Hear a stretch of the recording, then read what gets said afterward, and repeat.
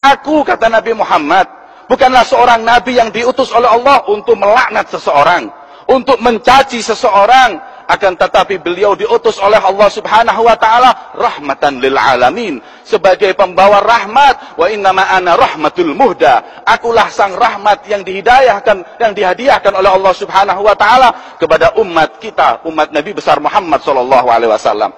Coba kita lihat sejarah junjungan Nabi besar Muhammad yang enggak beda dengan sejarah para salaf kita. Rasul sallallahu alaihi wasallam ketika Fathu Makkah, masuk di kota Mekah, dikuasai kota Mekah tersebut, orang-orang yang dahulu mencaci Nabi Muhammad, yang melukai Nabi Muhammad, mereka pada takut datang kepada Rasul yang pasti ini kita akan diinjak, dicaci, mungkin bahkan dibalas dendam. Tapi apa kata Nabi Muhammad SAW? Idhabu fa'antumut tulaqa. Pulang kalian, pergi kalian, kalian bebas. Agama ini bukan agama balas dendam. Agama ini bukan agama mencaci, menghina seseorang. Itulah yang dicontoh oleh para sahabat dan ahli bait Nabi Muhammad SAW. Begitu pula yang diambil anak cucu Rasul SAW. Suatu saat, ketika ada beberapa fitnah yang terjadi di kota Madinah saat itu, hingga Sayyidina Ali bin Abi Thalib, beliau dicaci di dalam mimbar di hadapan beliau. Kemudian saat itu Sayyidina Hasan bin Ali, beliau berkata, "Ya Abi, wahai ayahku, apakah kau diam, kau bungkam kepada orang yang mencacimu? Kenapa kau enggak jawab? Kenapa kau enggak ikut mencaci? Kenapa kau enggak melaknat pula sebagaimana dia melaknatmu, wahai ayahku Ali bin Abi Thalib?"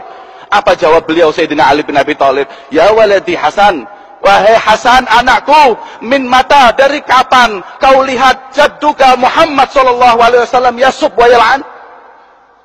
Pernah kau lihat kakekmu Rasulullah mencaci melaknat? Enggak. Kau pernah lihat aku mencaci dan melaknat? Tidak. Terus kalau kau ingin mencaci melaknat, ikut jalan siapa kau?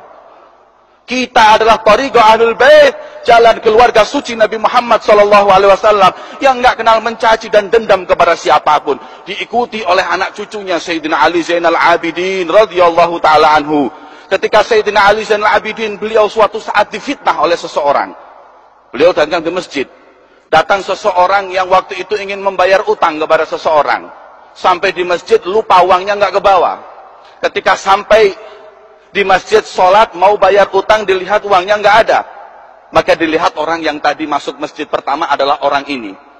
Kemudian dia datangi dan berkata kepada orang tersebut, "Yeh mas, udah jangan pura-pura sholat.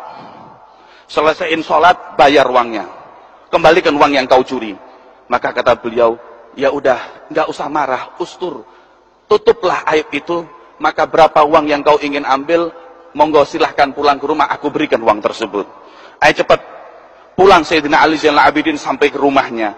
Sesampai di rumahnya, beliau ambil uang tersebut, ini uangnya. Setelah diberikan uang tersebut oleh orang tersebut, hati-hati, lain kali jangan diulangi lagi curi uang orang. Beliau pun pulang, kemudian ketika dibayarkan sampai di rumahnya, istrinya mengingatkan, "Wahai fulan, katanya tadi mau berangkat ke masjid juga mau bayar utang, kenapa uangnya ditinggal?" "Hah? Uang ketinggalan?" "Iya." Subhanallah. Ini orang apa malaikat? Dicaci, diam. Difitnah, diam. Bahkan dia bagi atau dia kasih uang tersebut. Ketika orang tersebut kemudian ketakutan, subhanallah, saya memfitnah seseorang, menuduh seseorang, kembali ke rumah orang tersebut. Tapi orang itu ketika belum masuk ke rumah Sayyidina Ali Zainal Abidin, beliau menunggu seseorang yang lewat dahulu. Kemudian ada seseorang yang lewat dan berkata, "Wahai fulan, tahukah kau liman rabbu hadzal manzil? Pemilik rumah ini siapa? Ama ta'rif hadzal bait? Kau nggak tahu ini rumah siapa?" "Nggak tahu." "Kalau kau nggak tahu rumah siapa ini, berarti kau masuk Mekah nggak tahu di mana Ka'bah. Ini rumah Ali Zainal Abidin, anak Husain Ummu Fatimah Zahra binti Rasul." Maka nangis orang tersebut, subhanallah, inilah akhlak Nabi besar Muhammad. Kemudian dia ketuk pintu meminta maaf sambil menangis, "Wahai cucu Rasulullah, maafkanlah aku." Maka beliau nggak mengatakan, lain kali jangan diulangi. Beliau mengatakan, "Samahtu, aku telah memaafkan kamu, wahai orang yang menuduhku semenjak awal kau menuduhku di masjid." Nggak pakai nunggu ketika pulang. Subhanallah, itulah akhlak suci yang dicontohkan oleh mereka orang-orang yang mulia. Hingga suatu saat Al-Habib Muhammad bin Abdullah Al-Haddar, peristiwa persis seperti itu ketika terjadi di Baydha. Beliau suatu saat di majlis, Sesampai di majelis ada orang datang mencaci maki beliau. Nggak tahu salahnya apa, beliau dicaci maki. Beliau diam, para muridnya marah mau mukul, diam, ini urusan aku dengan dia, kalian pada diam. Setelah selesai, beberapa hari kemudian beliau itu datang. 3 hari kemudian orang tadi yang terkena fitnah, yang marah-marah di masjid, datang ke rumah Habib Muhammad bin Abdullah Al-Haddad.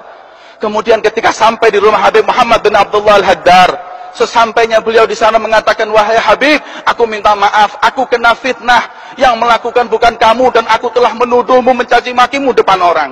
Kemudian beliau mengatakan, samihni ya Habib, maafkan aku.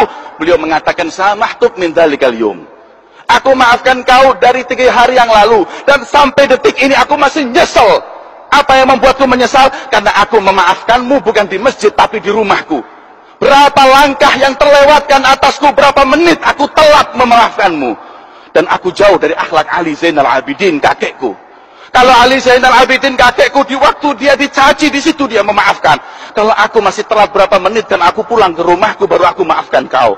Itulah akhlak mulia para sahabat, akhlak mulia para ahlul bait Nabi Muhammad SAW.